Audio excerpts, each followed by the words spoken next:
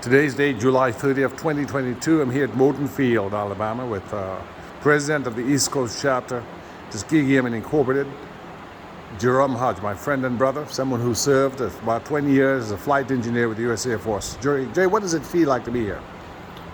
Oh, every time I come here, and I've been here several times, I'm reminded of the struggle and what the Airmen have done, or what they did that kind of paved the way for where we're at today.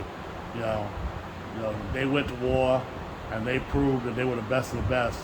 You know, for a country that didn't recognize or even want to represent or acknowledge what they had done. Other countries around the world had more appreciation for what the Airmen were about, than we did right here at home. But that legacy, obviously, goes on to push forward. So, Jerome, you joined the U.S. Air Force yourself in what year? I joined in 1976. And was it a segregated organization? No. By that time, obviously, it was, we had been, for the past, 50 years, had been, well, not 50 years, but about 35, 40 years had been, obviously it was about who you were and what you did. And that was the advantage of joining the military. The military gave you the opportunity, to become based on your skill set. Not to say that it was perfect. So you're saying the U.S. military, unlike the greater society, and of course we know the U.S. military is descended from the Union Army, which fought the war to free the slaves, the enslaved Africans.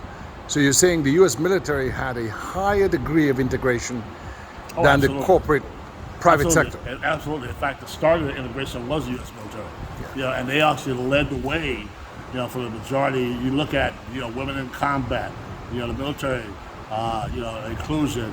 The military, led the way in the Don't Ask, Don't Tell movement for, gays in the military, that kind of thing.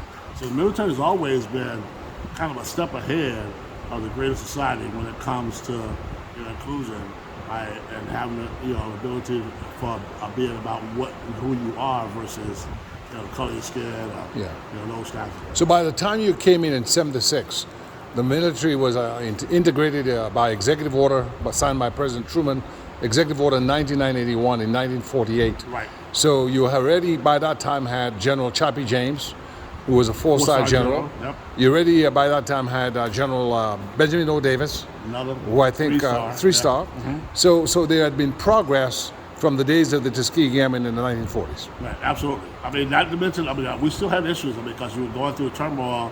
When I came in the 70s and the transition and the turnovers, it had only been 10 years, or less than 10 years since the death of Martin Luther King and the riots and the changeover. So, there was still turmoil on people.